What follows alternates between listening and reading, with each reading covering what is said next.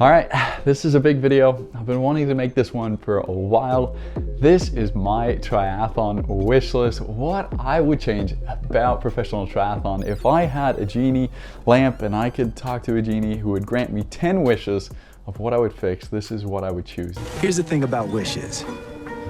The more you have, the more you want. Now keep in mind, these are my opinions and they might not be great.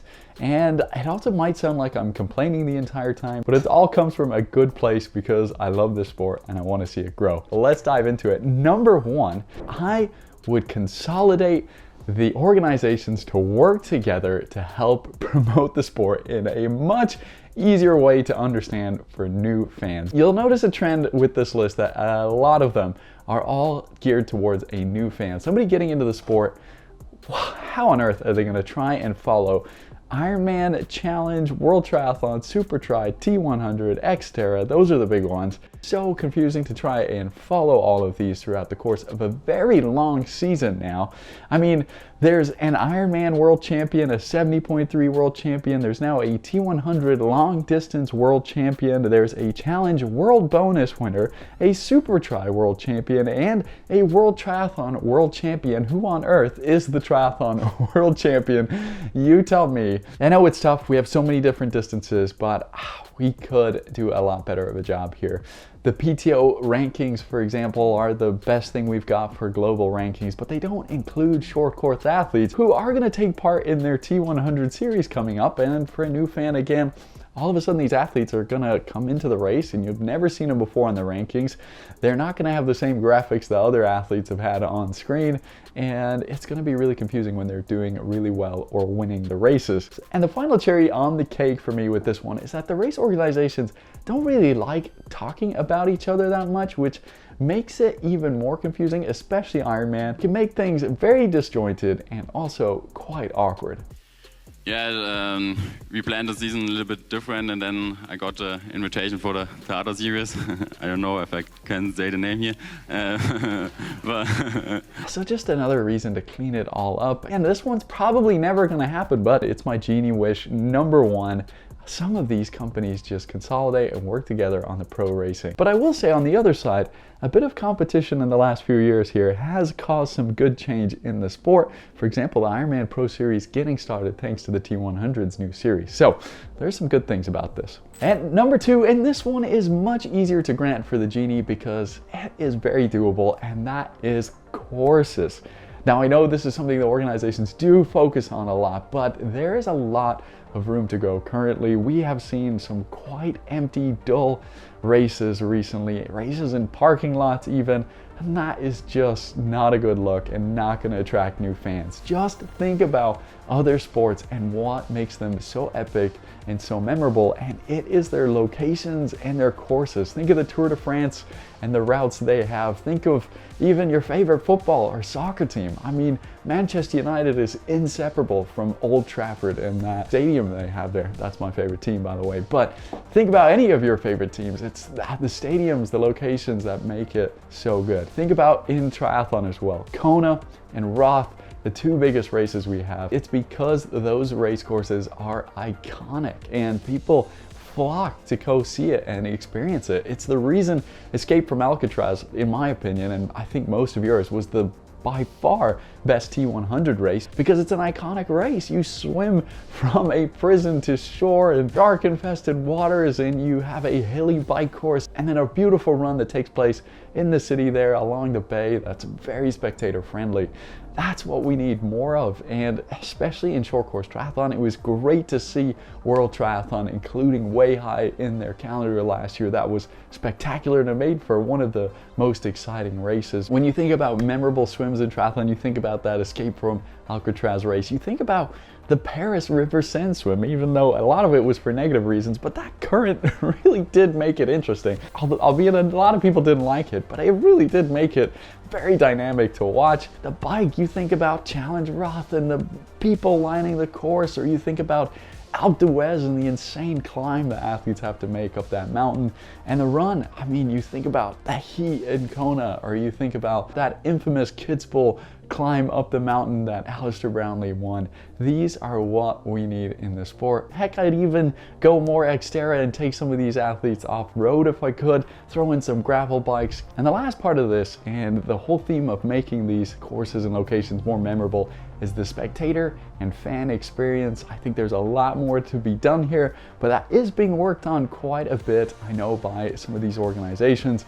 But I think it still has a long way to go before we get to that Tour de France level. On to number 3 then, and this one low-key bothers me every race because it's right at the beginning of the race. It's when you sit down with your new friend, you telling them all about Lionel Sanders, how you need to watch this sport, and then you have the swim, and you watch for 23 minutes for the half Ironman, you watch for almost 50 minutes for the full Ironman, and it is very hard to keep somebody entertained for that long watching. Everything needs to be done to help out this segment of the race right now. I mean, they've put colored swim caps on recently to help us identify the athletes, but that doesn't really work too well if the commentators can't guess who half of them are, plus all the non-colored swim caps often are swimming in the lead anyways. Kind of defeats the purpose. It's been helped out a little bit by much better drone footage lately, which has been great. Aussie exits as well have been a fantastic addition. I really enjoy it when they have boats out there as well, getting commentators to speak about how the swim is unfolding. There's not much data at all during the swim portion, which is why I think it really needs to be extra supported with commentary, with supporting videos, with interviews, with more stats, whatever you can do to make this more interesting. I think you can change up the courses a little bit more to make it more fun, and yeah, as many Aussie exits as you can throw in, I'm all about. Then at number 4, and this one is probably high up on your guys' list as well, and that is the broadcast. It's not as high up on mine because I think it has improved quite a bit in recent time. T100 and Supertri really raising the bar here, but I do still feel like it has a ways to go. I think for one, the timing and data we see on the screen is pretty old school. Even T100, I don't like the look of theirs on screen. I think this can be really improved, showing where groups of athletes are at a time. That's another thing I think really needs improved, is getting a better visual representation of where everybody is actually on the course. And then also split screens. Whenever split screens are done currently in triathlon broadcast, to me, it can detract from the viewing experience rather than add to it, especially if there's a men's and women's race going on at the same time. It's not often done well. Triathlon is tough because the broadcast is so long. The likes of UFC can get away with not having so much going on during the broadcast because it's so quick, fast paced. You don't need anything else really to focus on.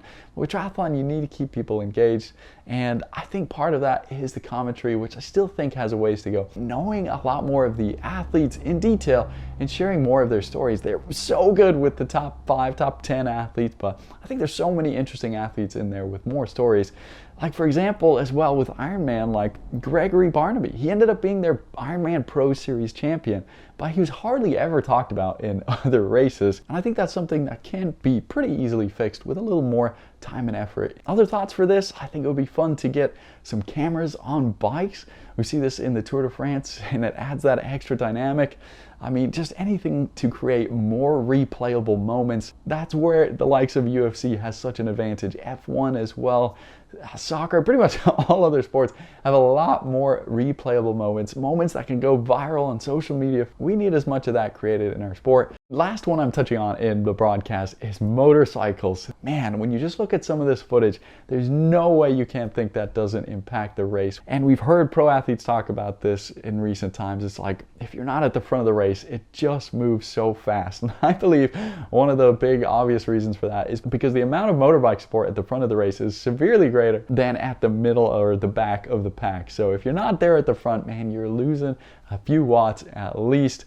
And in a sport like this where 5 watts can make a huge difference, definitely has an impact. You know, this is something that could be standardized. We'll get to more standardization later on, but yeah, just having rules where X amount of motorbikes at the front, if there's that many at the front, there needs to be that many in the chase pack, that kind of thing. Put a race ranger as well on the motorbikes, make sure they're far enough away to the side and to the front. There's even studies done that motorbikes behind a bike even impact that bike. So yeah, lots can be done with the broadcast, but moving on to number 5. This one is to highlight more athletes. Currently, we are not seeing more than just the few at the front, top 10 at most it feels like. And without those 3D visual representations of where everyone else is on course, all you've got to look at is the tracker, and that is pretty tough week in, week out. I would love to see just a couple more cameras further back in the field. I know that's quite expensive and logistic, but again, my genie wish here is that we would just have a little bit more coverage, especially in the long distance. I mean, we've got so much time for it, especially on the bike leg. I think these guys just get forgotten about. So many of them have amazing stories and have unique things going on during the race, and this, I think, would help out the commentators a lot. They'll have so much more to talk about if they've got a whole other set of athletes to focus on. We just said it with the motorcycles, it would help them out a bit as well. Show us some better split screens, compare two athletes at the same time. This also goes to a little bit of having like more drones on course. You could have drones cover a certain section of the area, and then they could focus on the leaders at first and then the chase pack behind. Yeah, I think so much can be done, and this has been sent in to me a lot, and that is, yeah, highlighting more athletes. Then on to another big change, and this one is a personal one, how I am going to sell my bike for the rest of time. Now, if you're like me and have an old bike sitting in the garage that you need to sell, please do not go on Facebook Marketplace or Craigslist and save yourself that trouble, but go onto bicycle.com. It's much more professional, and you get a lot more of a professional experience because of it, and you tend to get a customer who's usually interested in your bike and not trading you for a sailboat. And because they are literally built for this, they have extra features that you won't find anywhere else, like buyer and seller protection.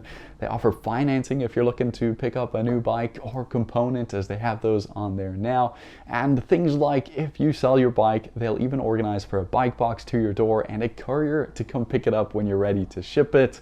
So I think it's a bit of a no-brainer if you ever have to sell a bike, or if you're looking for a used bike or component in the future. Head to bicycle.com and make sure you use my code DailyTry30 for 30% off seller protection when you do.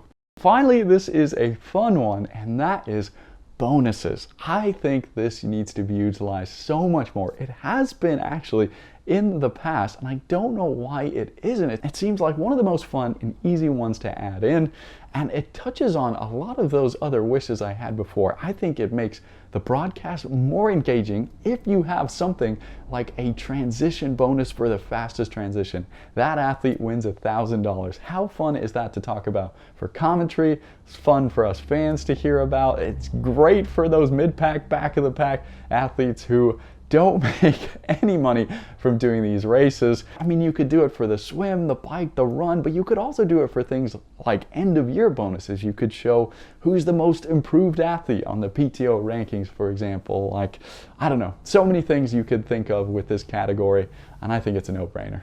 At number 7 then, and this one's a no-brainer for me too, because I know the tech is there, and that is the tracker we currently have to follow the races. Thankfully, T100 is raising the bar in this a little bit. You can go onto their website during the races and get a much better tracker, but the Ironman tracker and the generic PTO one that you get on your phone, it's really got some ways to go. I mean, especially when you compare it to the likes of the Tour de France, there's so much more to follow along with. I don't know if you're like me, a lot of the time you don't get to watch the whole race. They're extremely long, and you rely on the tracker to get a lot of your information. Thankfully, I know and I've heard some exciting developments in this area recently, so hopefully we will get some more improvements. It would just be such a chef's kiss nice upgrade to the sport. Number 8 then, this is a quick one, an easy one for me. Pro men and age groupers should never interfere with the professionals women's race. You don't see this at every race, but there are quite a few still where the women start close enough to the men on the same day that they end up mixing together. And we saw this, for example, at Oceanside last year. We've seen it at St. George as well. Oh, this drives me nuts. Where all of a sudden you're seeing an age group man, or you see a new pro interfering with the pro women's race. Get them out of there. It affects the dynamic. Don't think this one is that logistically tough to fix. Do love though that Ironman have given way more of an emphasis on giving women their own space for the pro racing, and I think that needs to continue because, again, a new fan watching an age group man interfere with the women's race is just kind of tacky at this point. Number 9 then, speaking of a little tacky, and this is rules. Now, I know I've shared it before where I've kind of said, hey, the equipment rules are a little bit funky. I kind of wish we had more standardized rule set because it's a bit of an unfair advantage to certain pros. Now, I'm going to leave that one to the side for a little bit and go a little bit simpler here because I think the rules need to be way more clear. For example, one of the rules we saw introduced last year was a rule on fairings and attachments to your bike that make it more aerodynamic. It's still not really enforced. It's so unclear. You know, we had a couple of incidences at Kona this year where this was a thing. You've got Magnus Ditlev not being able to ride the bike setup that he wanted because Ironman didn't allow it in the rules. But then you've got like weird contraptions of water bottle holders on Sam Laidlow, Patrick Lange's bike. You even had Sam Laidlow say in a triathlon, in a triathlete interview on social media that as part on his bike was a fairing. We got this new kind of fairing here, not fairing, but sail effectively.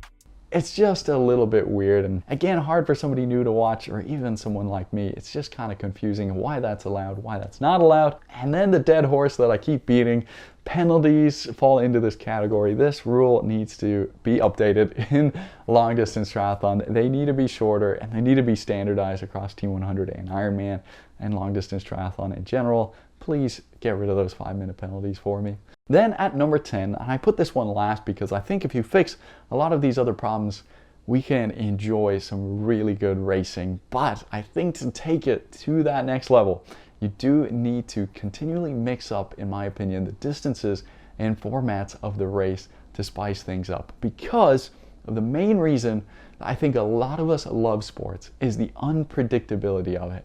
All of us love seeing an underdog win, but when you've got the same dynamics, distances in a race, oftentimes in triathlon, especially over such a long distance, it can be pretty predictable. I mean, look at Taylor Knibb last year, undefeated at the middle distance, and it's hard to imagine she'll lose a race at the T100 Tour next year. And I think with this, and I've heard a lot of people say, it could get a little bit stale to watch. That's why I think you need to change it up. I mean, she didn't win Kona when she went and raced there. And I think that's why Supertri gained a lot of success when it started, because it was so fascinating to watch. I think that can be applied across the board. So that's it. Those are my 10 Genie wishes. Hopefully we see a couple of those granted in the future. But please do let me know yours. And hopefully I didn't sound like I was complaining too much. But thanks so guys so much for watching. And we'll see you guys in the next one real soon.